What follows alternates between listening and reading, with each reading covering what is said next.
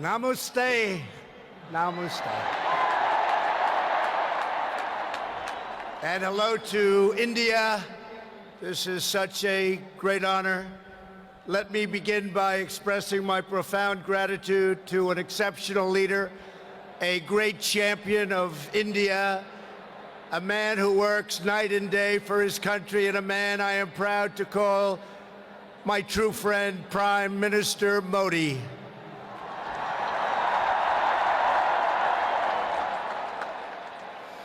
The First Lady and I have just traveled 8,000 miles around the globe to deliver a message to every citizen across this nation. America loves India, America respects India, and America will always be faithful and loyal friends to the Indian people. 5 months ago, the United States welcomed your great Prime Minister at a giant football stadium in Texas, and today India welcomes us at the world's largest cricket stadium right here in Ahmedabad. It is a profound honor to be the beautiful new stadium, to be here with you. Motera Stadium, so beautiful, and joined by so many distinguished guests from all across your nation and all across the world. To the hundreds of thousands of everyday citizens who come out and line the streets in a stunning display of Indian culture and kindness, and to the 125,000 people in this great stadium today, thank you for the spectacular welcome to your magnificent country. You have done a great honor to the American people. Melania, my family, we will always remember this remarkable hospitality. We will remember it forever.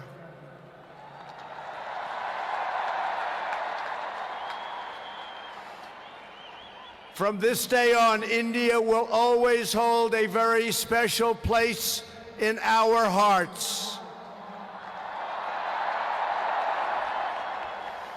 The life of Prime Minister Modi underscores the limitless promise of this great nation. He started out by his father's side as a chiwala, a tea seller. When he was a young man, he worked at a cafeteria in this city. Stand up.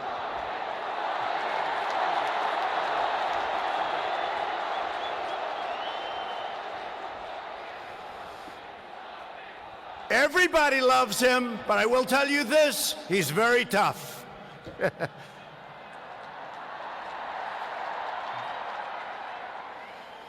Today, Prime Minister Modi is the tremendously successful leader of this vast Indian Republic. Last year, more than 600 million people went to the polls and gave him a landslide victory like no other in the largest democratic election ever held anywhere on the face of the earth.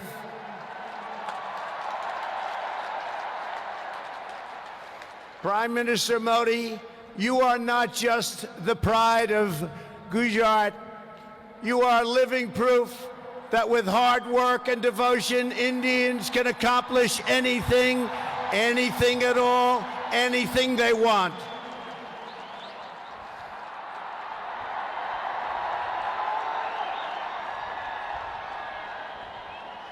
The Prime Minister has a moving story of an incredible rise, and so does this entire nation. Your nation is doing so well. We are very, very proud of India.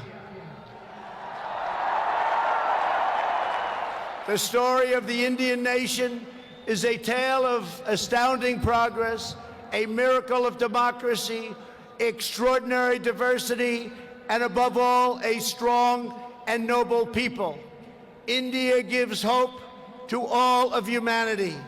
In just 70 years, India has become an economic giant, the largest democracy ever to exist, and one of the most amazing nations anywhere in the world. Since the turn of the century, India's economy has grown more than 6 times in size. In a single decade, India has lifted over 270 million people out of poverty. Under Prime Minister Modi, for the first time in history, every village in India now has access to electricity. 320 million people, more Indians, are right now connected to the internet. The pace of highway construction has more than doubled. Over 70 million more households, think of this, 70 million more households have access to cooking fuel. 600 million more people have access to basic sanitation. And incredibly, 12 Indian citizens are lifted out of extreme poverty every single minute of every single day. India will soon be the home of the biggest middle class anywhere in the world, and within less than 10 years, extreme poverty in your country is projected to completely disappear. The potential for India is absolutely incredible. India's rise as a prosperous and independent nation is an example to every nation all over the world, and one of the most outstanding achievements of our century. It is all the more inspiring because you have done it as a democratic country. You have done it as a peaceful country. You have done it as a tolerant country.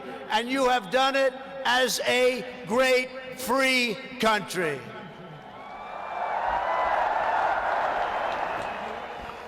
There is all the difference in the world between a nation that seeks power through coercion, intimidation, and aggression, and a nation that rises by setting its people free and unleashing them to chase their dreams, and that is India. This is why India's accomplishment over the last 70 years is completely unrivaled no matter where you go. It is your faith in the strength of a free society, your confidence in your own people, your trust in your own citizens, and your respect for the dignity of every person that makes the United States and India such a natural, beautiful, enduring friendship. While our nations have many differences, they are both defined and propelled by a fundamental truth, the truth that all of us are blessed with divine light and every person is endowed with a sacred soul. As the great religious teacher Swami Vivekananda once said, the moment I stand in reverence before every human being and see God in him, that moment I am free. In America and in India, we know that we are all born for a higher purpose, to reach toward our fullest potential, to work toward excellence and perfection, and to give all glory to God. Powered by this spirit, Indians and Americans are always striving to be greater. Our people are always seeking to be better. And so our nations have become thriving centers of culture and commerce and civilization, giving light and vitality to all of the world. This is the country that produces nearly 2,000 movies a year from the hub of genius and creativity known as Bollywood.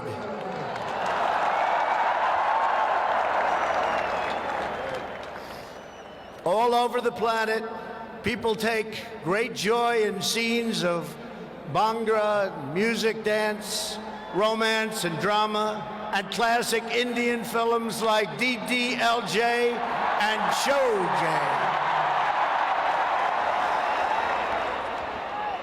This is the country where your people cheer on some of the world's greatest cricket players, from Sachin Tendulkar to Virat Kohli, the greatest in the world. This is the country that built the tallest statue on the face of the earth to honor the namesake of this stadium, the great Indian patriot and native of this state, Sardar Patel.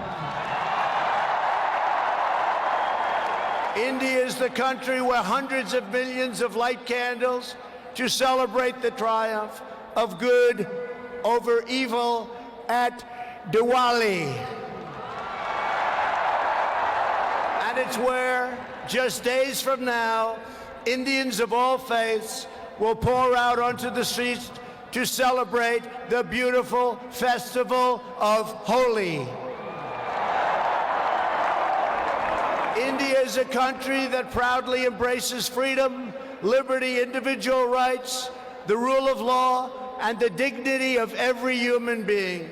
Your nation has always been admired around the earth as the place where millions upon millions of Hindus and Muslims and Sikhs and Jains, Buddhists, Christians, and Jews worship side by side in harmony, where you speak more than 100 languages and come from more than 24 states, yet you have always stood strong as one great Indian nation.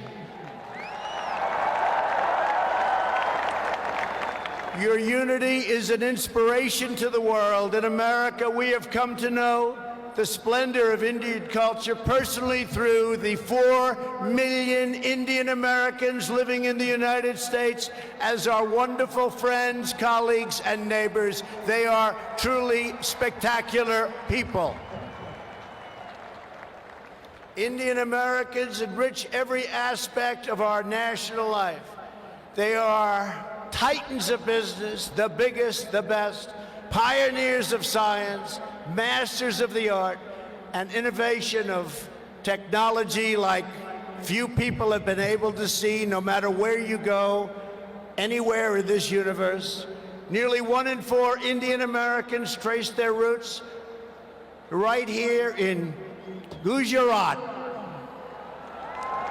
Gujarat is a special place. So on behalf of the entire American people, thank you, and thank you all for the contributions your culture and traditions have made to my beloved country. Americans are eager to strengthen these beautiful ties between our two people. This is truly an exciting time in the United States. Our economy is booming like never before. Our people are prospering and spirits are soaring.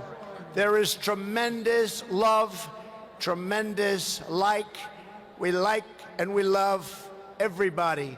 Unemployment has hit historic lows, and small business confidence has hit an all-time record high in the history of our country.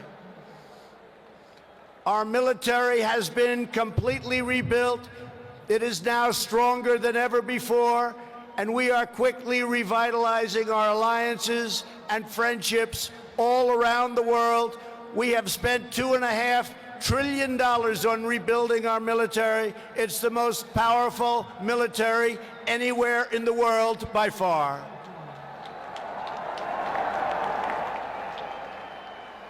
That is why I have come here to India in the spirit of fondness and goodwill to expand our cherished partnership of incredible power and potential. The First Lady and I have just had a pleasure of visiting Mahatma Gandhi's ashram a few miles from here, where he launched the famous Salt March. And tomorrow in Delhi, we will lay a wreath, plant a tree at Rajghat in honor of this leader who is revered all around the world. And the First Lady and I look forward to visiting one of your country's most iconic landmarks. We are later today going to see the majestic Taj Mahal. The Prime Minister and I will also continue our important discussions about how to deepen the relationship between our two great countries. Both of us understand that when leaders put the interests of their own citizens first, we can forge strong and fair partnerships to build a safer and more prosperous world.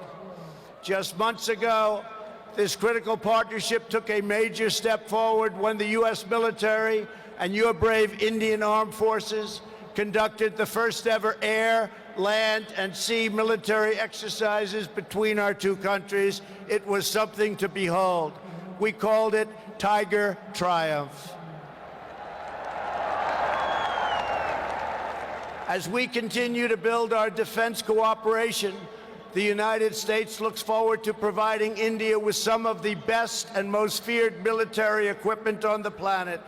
We make the greatest weapons ever made: airplanes, missiles, rockets, ships. We make the best, and we're dealing now with India. But this includes advanced air defense systems and armed and unarmed aerial vehicles. And I am pleased to announce that tomorrow our representatives will sign deals to sell over $3 billion in the absolute finest state-of-the-art military helicopters and other equipment to the Indian Armed Forces.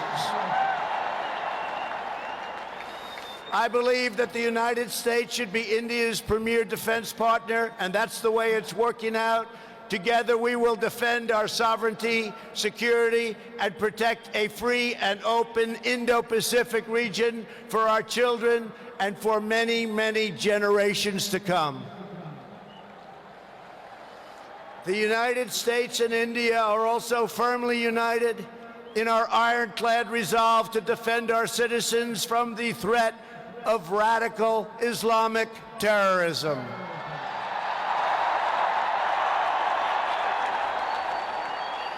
Both of our countries have been hurt by the pain and turmoil of terrorism and that terrorism brings. Under my administration, we unleashed the full power of the American military on bloodthirsty killers of ISIS in Iraq and in Syria. Today, the ISIS territorial caliphate has been 100% destroyed, and the monster known as al-Baghdadi, the founder and leader of ISIS, is dead. In the United States, we have also made clear that while our country will always welcome newcomers who share our values and love our people, our borders will always be closed to terrorists and terrorism and to any form of extremism. That is why we have taken historic steps to improve screening and vetting of applications for entry, and we are working to ensure that anyone who threatens the security of our citizens is denied admission and will pay a very, very big, costly price. Every nation has the right to secure and controlled borders. The United States and India are committed to working together to stop terrorists and to fight their ideology.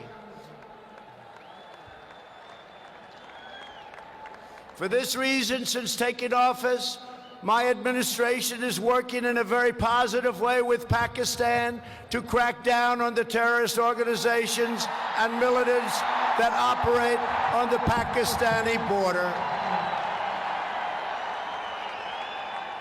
Our relationship with Pakistan is a very good one.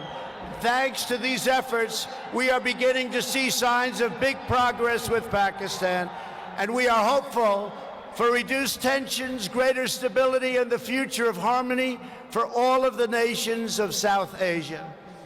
India has an important leadership role to play in shaping a better future as you take on greater responsibility for solving problems and promoting peace throughout this incredible region. Over the course of my visit, Prime Minister Modi and I will also discuss our efforts to expand the economic ties between our two countries. We will be making very, very major, among the biggest ever made, trade deals. We are in the early stages of discussion for an incredible trade agreement to reduce barriers of investment between the United States and India. And I am optimistic that working together, the Prime Minister and I can reach a fantastic deal that's good and even great for both of our countries. Except that he's a very tough negotiator. Since my inauguration, commerce between our two nations has increased by more than 40%. India is now a major market for American exports, and the United States is India's largest export market. A booming America is a great thing for India, and it's great for the world. And that's why we're so happy to announce that we have had the greatest economy ever in the history of the United States. In America, we have proven that the best way to attract jobs and opportunity is to reduce burdens on business, knock down barriers to new investment, and eliminate unnecessary bureaucracy, red tape, regulation, and taxes. Prime Minister Modi has already made significant reforms here in your country, as you very well know. The world looks forward to even more rapid improvement to India's business climate under his leadership. He wants to do it, and he's doing it at a record pace. 2 years ago, Prime Minister Modi warmly welcomed my daughter Ivanka to the Global Entrepreneurship Summit in Hyderabad, and she is back with us today. Ivanka, thank you. Thank you for being here.